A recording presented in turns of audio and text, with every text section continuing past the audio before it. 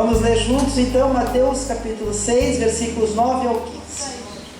Portanto vós orareis assim: Pai nosso que estás no céu, santificado seja o teu nome, venha o teu reino, seja feita a tua vontade, tanto na terra como no céu. O pão nosso de cada dia dai-nos hoje, perdoa-nos as nossas dívidas, assim como nós perdoamos aos nossos devedores. E não nos induzas à tentação, mas livra-nos do mal, porque teu é o reino e o poder e a glória para sempre. Amém. Amém. Irmãos, falar um pouco sobre a oração do Pai Nosso. Primeiro que no judaísmo havia a Sidur. O que é a Sidur? É o livro de oração dos judeus. No judaísmo havia mais de 570 modelos de oração. Então, eles tinham oração para todos os níveis, para todos os gostos, dentro do aspecto da proposta coerente de uma espiritualidade, logicamente. Então, nós temos uma vasta coleção de livros de oração. E sempre foi muito comum na cultura evangélica ter livros de oração. Por exemplo, nunca me esqueço da editora Novo Século, o senhor que é suíço, eu trabalhava na CPAD e nós vendíamos o livro de oração escrito por João Calvino. Eu vendia lá e lia, muito interessante. Então, modelos de oração sempre permearam e sempre houveram dentro da proposta cristã e da proposta judaica. É verdade.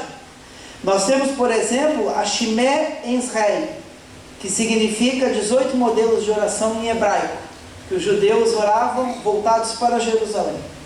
E nós sabemos, se nós lembrarmos bem da história bíblica, da perspectiva do cativeiro, quando eles estavam no cativeiro, vamos lembrar lá de Daniel, ele orava voltado para onde? Para Jerusalém. Então, logicamente, os modelos de oração não são muito comuns na perspectiva judaica e na perspectiva cristã. Então, a oração faz parte da nossa vida. Mas quando a gente lê oração, nós pensamos que oração é apenas um momento que a gente dobra o joelho, ou que a gente ora, seja sentado, de joelho dobrado, de várias formas. É verdade. Mas a nossa oração também é um estilo de vida, e a nossa vida é uma oração. Porque as pessoas, quando olham lá fora para mim e para você, elas têm que olhar a Cristo. E elas têm que olhar a minha e a sua vida como um modelo a ser seguido, embora que o modelo é Jesus. Porque mesmo Paulo fala, sede meus imitadores, assim como eu sou de Cristo. Ou seja, as pessoas elas devem olhar para nós, devem ver o fruto do Espírito, o caráter cristão, mas devem sempre apontar para a cruz, logicamente, para Jesus. Então, essa oração, muito mais do que uma reza, ou do que uma oração, ou do que um modelo para nos ensinar a dobrar o joelho, Pai Nosso que estás no céu, muito embora isso é importante. Obviamente que eu não sou contra nós temos o nosso momento de oração, até porque o judeu tinha 3 vezes por dia, os judeus oravam, e os cristãos historicamente sempre oraram, e historicamente a oração é importante. Então ninguém está colocando em pauta aqui a questão da oração. A oração, assim como a leitura da palavra, faz bem para a nossa vida, para a nossa alma, para a nossa espiritualidade, e é bom em todos os aspectos. Mas a oração do Pai Nosso, muito mais do que um modelo de oração, é um modelo de vida a ser seguido. É essa linha que eu quero hoje abordar com os irmãos. Vamos analisar versículo por versículo, tá? Nós temos aqui versículo por versículo. O primeiro versículo é: portanto vós orareis assim: Pai nosso que estás nos céus. Essa oração, se nós lermos todas as perspectivas que abordam a questão do Pai Nosso, nós vamos observar que ela nasce de uma pergunta: Senhor, ensina-nos a orar. Porque João tinha um modelo de oração. Então chegaram para Jesus e perguntaram: ensina-nos a orar, Senhor. Mas Jesus ensinou muito mais que uma oração. Jesus ensinou um modelo de vida que está dentro do Sermão da Montanha. Se você for analisar Mateus 5 a Mateus 7, é o contexto do Sermão da Montanha. Já dizia um grande pensador: se toda a Bíblia se perdesse, só sobrasse o Sermão da Montanha, o homem a si mesmo alcançaria a salvação. Porque o Sermão da Montanha aponta para a cruz. Martin Lloyd Jones, para mim o maior pregador, um dos maiores mestres pregadores que a igreja evangélica conheceu, em inglês, ele escreveu um comentário sobre o Sermão da Montanha, mais ou menos desse tamanho, maravilhoso, até indica a leitura de todos, o Sermão da Montanha de Martin Lloyd Jones, pregador anglicano, uma benção.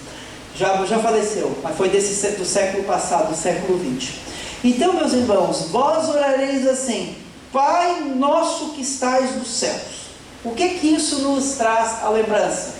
Pai nosso, não é Pai meu. Ou seja, já é o primeiro ponto que a oração nos ensina, é não sermos individualistas, mas sempre orarmos, mas buscando não apenas as nossas necessidades, mas orando pelos outros, sendo intercessor e tendo um modelo de vida que ajude as pessoas e não só ajude-se a si próprio. O versículo é claro: Pai nosso que estais nos céus. Nas culturas antigas, nós sabemos que em todas as culturas havia uma gama muito variada de deuses. Havia o politeísmo. O judaísmo era monoteísta.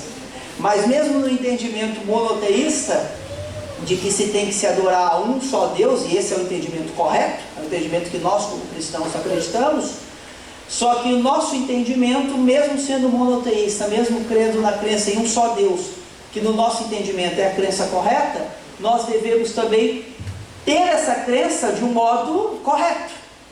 Entende? E qual é o modo correto? É entender que essa não é uma crença self-service. Por exemplo, eu só vou a Deus quando eu preciso das coisas. Eu só vou a Deus quando eu tenho necessidades. Eu só vou a Deus porque eu vou na igreja, porque lá eu me sinto bem, mas aí quando eu não preciso eu também não vou. Só vou a Deus, só vou à igreja porque eu tenho que prosperar, como em alguns locais, alguns modelos de teologia ensinam muito a questão de prosperidade. Eu não sou contra a prosperidade, eu falei aqui. Senão eu pego meu carro, se eu não quero prosperidade, eu vou dar meu carro para alguém. Eu não quero meu carro, não quero meu apartamento. Eu não estou falando de uma prosperidade bíblica e equilibrada, que é fruto do seu trabalho, que é fruto do seu esforço, como a Bíblia fala. Eu estou falando da teologia da prosperidade, onde as pessoas confundem e pensam que ser espiritual é ter muito dinheiro e que quem é pobre não é espiritual. Então isso é uma teologia equivocada. E essa teologia ela acaba sendo uma teologia mercantilizada e nós acabamos entendendo que a bênção de Deus é quando eu tenho muito para mim, com certeza, mas eu também tenho que ter o amor ao próximo, eu tenho que ajudar as pessoas, eu tenho que dar o meu tempo para as pessoas, falar de Jesus para as pessoas, dividir o amor que eu recebi de Deus com o meu próximo. Compreenderam? Então, o Evangelho, ele nos chama para uma perspectiva de amor e de comunhão. E é a teologia do nós e não do eu. Então, é Pai Nosso, ou seja, não é só Pai meu, é Pai Nosso. Nós estamos em comunidade, em comunhão. A igreja primitiva vivia em comunidade. Qual foi Atos 2,42 o que está escrito? E perseveravam na doutrina dos apóstolos, na comunhão. A bênção apostólica, o que está escrito, o amor de Deus, a graça de Jesus Cristo e as doces consolações, ou dependendo da versão, a comunhão do Espírito Santo. Ou seja, a consolação e a comunhão vêm do Espírito Santo. Ele é o Espírito da comunhão. Quanto mais cheio do Espírito Santo eu me torno, mais amoroso eu fico, mais amável nós ficamos, mais senso de comunidade e de amor passamos a ter. Porque o Evangelho é isso. O Evangelho é a perspectiva do nós e não do eu. Então o versículo aqui é claro: Pai nosso que estais no céu. Jesus nos alerta o perigo da espiritualidade exclusivista, que não produz santidade, mas legalismo. Antigamente algumas pessoas acreditavam em certos tipos de coisas, confundiam doutrina com costumes. Então tinham muita a mania de apontar muito o que os outros faziam. Não pode, não pode, não pode, não pode, não pode, não pode, não pode, não pode, não pode, não pode. Era tanto não pode, que muitas pessoas até achavam que o caminho do céu era tão difícil que ninguém poderia entrar. Então é claro que existem coisas que obviamente que a Bíblia nos ensina, nos alerta, sem sombra de dúvida, mas tem outras que são dogmas, são radicalismos, são legalismos e que na verdade também são produzidos pela cultura do eu e não do nós. Porque quando a minha espiritualidade é centrada em Cristo, ela é centrada no amor, ela não é centrada no legalismo. Então eu entendo que o Evangelho, ele se resume a duas máximas: ama o Senhor teu Deus e ao teu próximo como a ti mesmo. Nisso se consiste a lei e os profetas. Isso é modelo de espiritualidade bíblica. Pai Nosso evoca duas realidades. Primeiro, Devemos sempre ter um cuidado com o nome de Deus, Pai Nosso, ou seja, o nome de Deus é sagrado. Irmãos, eu não estou falando que nós devemos ter práticas litúrgicas exageradas, não estou falando disso, mas reverência para o nome de Deus sem sombra de dúvida. E o Pai Nosso, você sabe que dentro da perspectiva do judaísmo, o nome de Deus é tão sagrado, para que vocês tenham uma ideia, no Evangelho de Mateus, você não vê a expressão reino de Deus, você vê a expressão reino dos céus. Por quê? Porque o Evangelho de Mateus foi escrito para os judeus, e o judeu tinha muito cuidado com o nome de Deus. Os demais evangelhos você já vê o nome reino de Deus. Por quê? Porque não havia, eram outras culturas, era escrito para os gentios. Então, meus irmãos, o nome de Deus é muito sagrado, e às vezes muitos de nós falta aquele cuidado. A gente usa o nome de Deus para muitas coisas, e a Bíblia nos ensina o amor que nós devemos ter e a reverência. O Pai Nosso também nos chama para isso. Devemos ser cuidadosos com as nossas atitudes em relação aos nossos semelhantes. Aqui uma pergunta: você tem tido comunhão com o seu irmão? O Pai Nosso nos chama para isso, nos chama para comunhão, nos chama para uma vida de verdadeiro cristianismo. O cristianismo é isso. O cristianismo é perder para ganhar, o cristianismo é menos é mais, o cristianismo é o amor ao próximo, o cristianismo é vida em comunhão, na perspectiva daquilo que a Bíblia nos ensina. Então, a comunhão é a marca de um crente cheio do Espírito Santo. A comunhão é a marca de um crente cheio do Espírito Santo. Não é a única, claro, logicamente, mas é uma das principais marcas. Versículo de número 10. Mas antes da gente ir para o versículo de número 10, a comunhão é o que nos fortalece. Em Cristo temos comunhão. A unidade não é um modismo, mas uma necessidade. A unidade entre nós cristãos, de vivermos em unidade. Podemos ter opiniões diferentes. Eu posso pensar uma coisa, pode pensar outra. Um pode ser do Benfica, outro pode ser do Sport, e outro Vitória de Setúbal. Não tem problema. Mas o que nos une é Cristo. O que nos une é Cristo. Ou seja, nós temos o amor, nós somos irmãos em Cristo. Temos as nossas opiniões, as nossas pequenas diferenças humanas, que isso faz parte, é natural, mas temos algo que nos une, que é o amor, que é Cristo. Versículo de número 10. O pão nosso de cada dia nos dai hoje. Interessante.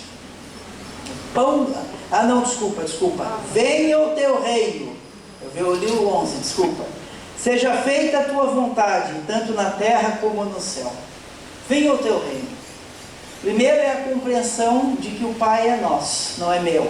Segundo é a compreensão de que nós estamos aqui para implantar os valores do reino. E o que é os valores do reino? Quais são os valores do reino?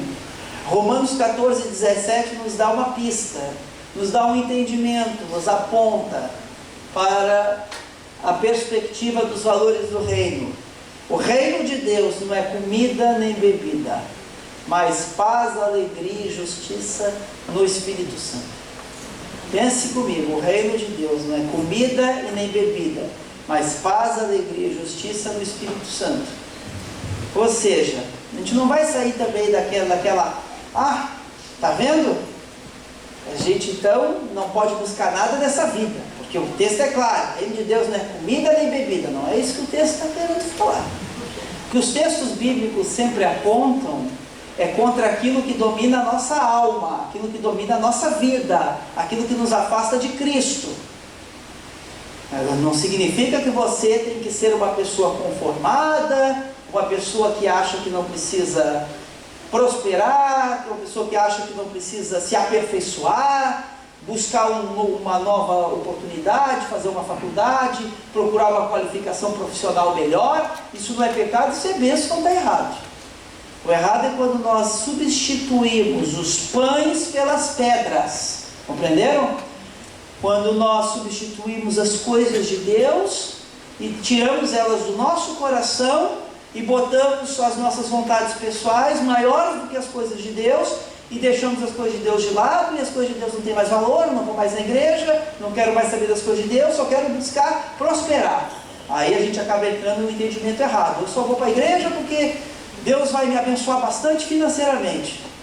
É o que a senhora falou do louvor. Eu estava ouvindo aqui o louvor, acho que foi falar disso no louvor. Isso tudo é uma consequência.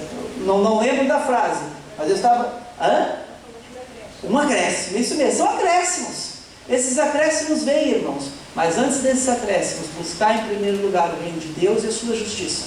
E as demais coisas nos serão acrescentadas. Isso venha por acréscimo. Se vir mais ou vir menos, olha, irmãos, o que vir é a medida de Deus para a nossa vida. Também fruto do nosso trabalho, do nosso esforço e de um conjunto de fatores. É uma coisa individual, você com Deus. Agora, que é genérico para todos, aí vale para todos, buscar em primeiro lugar o reino de Deus, e as demais coisas nos serão acrescentadas, mas em primeiro lugar o reino de Deus e a sua justiça. Então, meus irmãos, o reino de Deus, ele é a perspectiva de quando nós compreendemos a mensagem do Evangelho e queremos compartilhar ela para todos. Essa é a perspectiva do reino de Deus. O reino de Deus, ele é conhecido, ele é manifesto quando eu e você chegamos, porque quando eu e você chegamos, Cristo chegou junto. Sabe por quê? Pelo caráter. Sabe por quê? Pelo amor. Sabe por quê? Pela graça. Sabe por quê? Pela presença do Senhor na minha e na sua vida. A Bíblia diz bem claro: vós sois sacerdócio real, nação santa, povo escolhido. Ou seja, o sacerdócio universal dos crentes. Cada crente recebe um chamado, cada crente recebe uma missão, cada crente recebe um dom, cada crente recebe uma vocação, cada crente tem uma missão, e essa missão é pregar o amor de Deus a todos. Agora, dentro dos dons pessoais que cada um de nós recebemos, porque há multiforme graça de Deus. Às vezes você pode pensar, mas Deus não me usa desse jeito, eu queria que Deus me usasse assim. Irmãos, você é reino de Deus como o Senhor tem te usado. E você tem sido bênção assim, aceite isso. Seja feliz com o chamado, com a missão que o Senhor te concedeu. Seja satisfeito, você é reino de Deus assim. Embora que a Bíblia também é clara, que também não é nenhum erro, mas também buscar os dons, buscar outros dons. Ah, Senhor, eu queria que tu me usasse assim. Amém, ore. Ou vai estudar esta área, busque a Deus dessa forma, mas se Deus quiser te usar da outra forma, aceite. Às vezes, mas eu quero ser um pregador. Mas às vezes seu chamado não é para ser um pregador. Mas eu quero estar no louvor. Mas seu chamado às vezes não é para o louvor. Eu quero ser um ensinador. Mas seu chamado não é para ser um ensinador. Às vezes Deus quer que você ensine lá no hospital. Você é um evangelista. Que você vai lá falar de Jesus no hospital. Eu estou dando só exemplo das várias formas que nós podemos ser reino. Nós podemos ser reino de várias formas. Mas o que importa é que sejamos reino. Em todo lugar que cheguemos, o reino de Deus chega junto. Amém. Cristo, nossas ações demonstram as marcas do reino de Deus. As nossas ações demonstram as marcas do reino de Deus. Venha o teu reino, seja feita a tua vontade, tanto na terra como no céu. Quem vem a Jesus e torna-se seu servo e faz a sua vontade, Ele o alivia de suas insuportáveis aflições e lhe dará descanso, paz e seu Espírito Santo como guia e paracleto. Não estou dizendo que nós não teremos aflições. A Bíblia diz: no mundo tereis aflições, mas temos a graça para suportá-las. Temos a graça para conviver com elas. Porque em todas as coisas somos mais do que vencedores, por meio daquele que nos amou primeiro. Não fui eu que amei primeiro o Senhor, foi Ele que primeiro me amou. Somos espirituais na medida em que os outros veem a Cristo em nossas vidas. Você é o bom perfume de Cristo. Nossas atitudes apresentam Cristo a esta sociedade. Nesse momento eu e você somos reino. Vamos para o versículo 11, que eu tinha pulado antes, né? Agora eu cheguei lá. Pão nosso de cada dia dai-nos hoje. Aqui o Senhor nos alerta também sobre a importância da comunhão e sobre da dependência. Aqui é entender a dependência de Deus. O pão nosso de cada dia nos dai hoje. Às vezes, irmãos, nós somos especialistas em dobrar o joelho e pedir. Senhor, me dá. Não é errado, irmão. Nós temos o nosso momento de súplicas, de pedir, Também o momento de intercessão, são vários momentos que vão haver na oração. Vai haver um momento de súplica, de adoração. Adoração é tudo, né? Mas aquele momento que você está mais ali rendido diante de Deus, naquele momento que você está pedindo por alguma necessidade. É claro que todos os conjuntos e os componentes vão fazer parte de uma oração num dia ou no outro. Tem dia que você ora um pouco mais, tem dia que você ora um pouco menos, tem dia que você ora de um jeito, tem dia que você ora de outro. São vários componentes que compõem a oração, sem dúvida nenhuma. No entanto, tem muita gente que é especialista apenas em pedir. Nós temos que mais agradecer do que pedir. Não que não possamos pedir, sem sombra de dúvida. Nós temos que muito mais agradecer. Nós temos que ser gratos. Nós temos que ser gratos por tudo que o Senhor tem feito em nossas vidas. Nesta parte da oração tem gente que é especialista. Pai, me dá isso, Pai, me dá aquilo. Eu preciso disso, eu preciso daquilo. Deus nos dá o pão a cada dia e uma provisão diária, ou seja, a graça para cada momento. Uns buscam a Deus apenas pelo que Ele pode dar, mas nós não podemos buscar a Deus pelo que Ele pode dar. Nós temos que buscar a Deus pelo que Ele é e pelo que nós nos tornamos diante dEle. Porque, irmãos, eu vou dizer para vocês, o Evangelho nos torna melhores. Irmãos, assim, vou dizer para vocês, eu gosto e acho que é importante o cristão ser atualizado, ler de tudo, estudar, trabalhar, ter uma vida, logicamente, fazendo parte, que a Bíblia diz, não peço que os tire do mundo, mas que os livre do mal. Não adianta o crente se isolar, não adianta o crente querer viver, só ter amigos, nós só vivemos entre nós, aí nós não vamos influenciar ninguém, compreenderam? É importante nós entendermos que a igreja tem um papel relevante na sociedade e que nós só vamos ser igreja relevante quando eu e você entendermos que o nosso papel é lá. Graças a Deus a Jubileu é uma igreja relevante, graças a Deus as igrejas que eu tenho encontrado aqui em Portugal são relevantes. No Brasil também faço parte de uma igreja relevante, mas eu tenho visto muita igreja por aí, principalmente aquelas mais radicais, que se isola e que até os crentes acham que não pode. Ah não, Jesus já está voltando, eu não preciso mais nem trabalhar. Já teve gente, evangelista, que tinha esse entendimento antigamente, que não precisava trabalhar, porque Jesus está voltando. Irmãos, sobre a volta de Jesus, eu tenho um pensamento, eu gosto de escatologia, eu escrevi um livro sobre isso, é uma área que eu gosto muito, mas eu sempre termino os meus estudos ou pregações, quando eu prego nessa área, eu falo assim, acerca da volta de Jesus, não devemos estar preocupados, mas preparados. Ou seja, então não adianta eu viver naquele radicalismo, eu tenho que estar preparado, influenciar. Então, meus irmãos, eu e você nos tornamos reinos de Deus quando nós entendemos que nós temos que influenciar a sociedade da melhor forma possível. Mas, por mais que a gente faça parte da sociedade, por mais que nós estamos inseridos no meio, por mais que não adianta a gente se abster do meio, aquilo que mais nos dá prazer é sempre as coisas de Deus. Irmãos, olha, eu amo ler um monte de livros, sejam cristãos ou não cristãos, mas eu digo aos irmãos, o livro que eu choro é a Bíblia. Irmãos, a Bíblia, quando ela te toca, irmãos, é algo assim inacreditável. A Bíblia, tem gente que diz que é ultrapassada.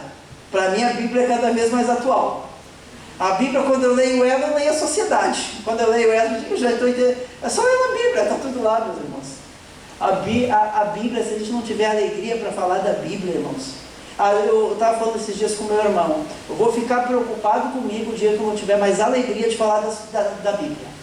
O dia que eu perder essa alegria de falar das coisas de Deus, aí eu fico preocupado. Sabe por quê, meus irmãos? Enquanto a gente tiver essa alegria, é significado que isso para nós ainda é a coisa mais importante. E não pode deixar de ser.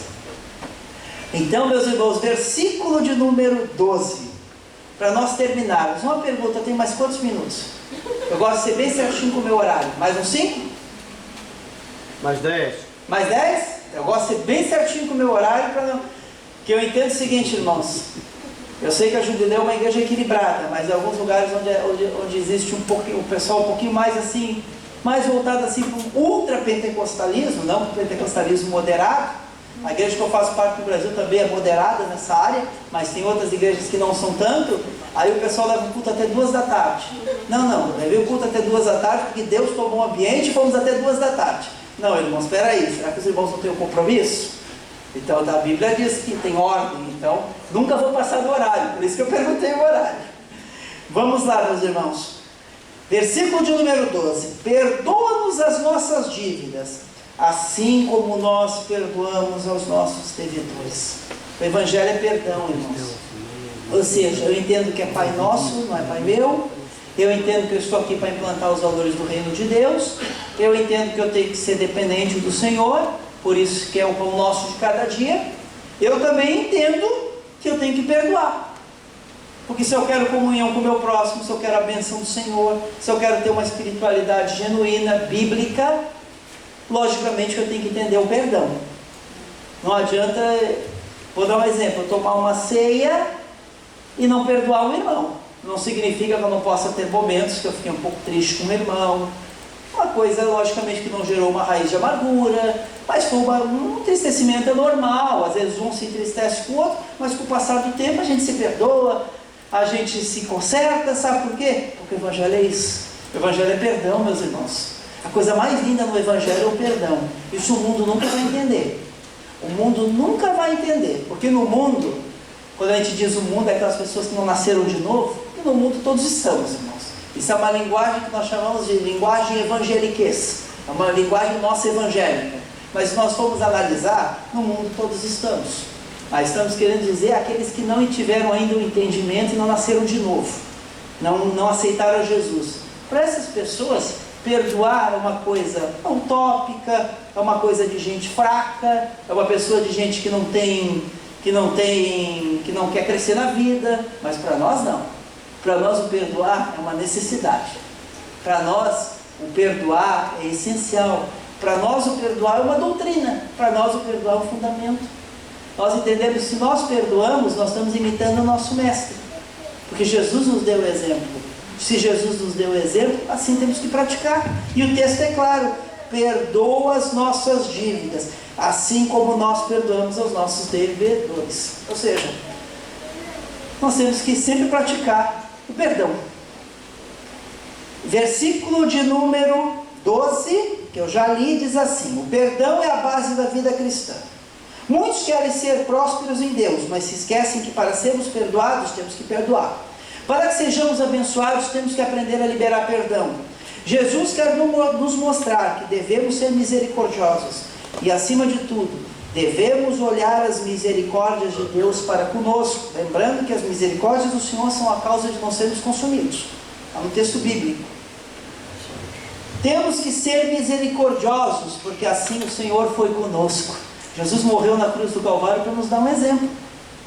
Eu fico pensando, o Filho de Deus tinha necessidade de morrer numa cruz, se humilhar, passar a morte mais humilhante da época?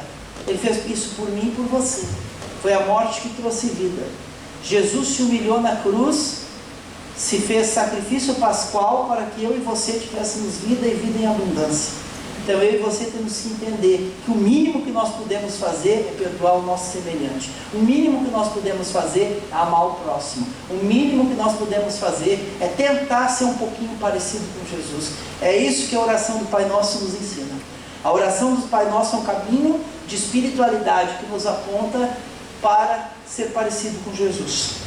Versículo de número 13: e não nos induz à tentação, mas livra-nos do mal, porque teu é o reino e o poder e a glória para sempre. O mal propriamente não está em ter tentações, mas em cair nelas. E este último é o grande problema do ser humano. Deus não tenta ninguém, está no texto bíblico. Somos tentados pela nossa cobiça, está lá escrito em Tiago. Deus não tenta ninguém, nós é que somos tentados pela nossa própria cobiça. Precisamos sempre estabelecer limites. O cristão nunca toma a forma do mundo, ele dá a forma, ele influencia, mas ele nunca se conforma. Aqui, primeira epístola de João, capítulo 2, versículo 5, é pontual. Assim, entretanto, que guarda a sua palavra, aquele que guarda a sua palavra, nele verdadeiramente tem sido aperfeiçoado o amor de Deus. Nisso sabemos que estamos nele. Quando nós guardamos a palavra, o amor de Deus é aperfeiçoado em nossos corações. O segredo de todos os cristãos ao longo dos séculos foi a palavra de Deus. George Miller, que tinha um orfanato, que foi um dos homens mais relevantes do seu tempo, um dos maiores evangelistas de todos os tempos, leu a Bíblia mais de 200 vezes de joelho. Às vezes, meus irmãos, para ler uma Bíblia, eu não estou falando de vocês, falo de mim mesmo, de todos nós, a sociedade hoje, ela impõe tanto, o dia inteiro é alguma coisa que todos nós temos que fazer no trabalho, é no dia a dia, nas rotinas, mas nunca podemos nos esquecer do tempo da palavra. Porque a palavra vai nos ajudar a vencer todos os nossos desafios e vai nos tornar mais parecidos com Jesus e vai nos ajudar a entender e compreender esse modelo de espiritualidade do Pai Nosso. Vamos concluir. Para concluir, versículo 13, segunda parte. E não mais livra-nos do mal, livrar-nos do mal. Irmãos, não peço que os tire do mundo, mas que os livre do mal. Livrar do mal é nós lutarmos contra nós mesmos. Logicamente, que Satanás existe, os demônios existem, isso é real. Isso não é mitologia, isso é fato e é real. Agora, nós devemos nos encher do Senhor lutando contra nós mesmos.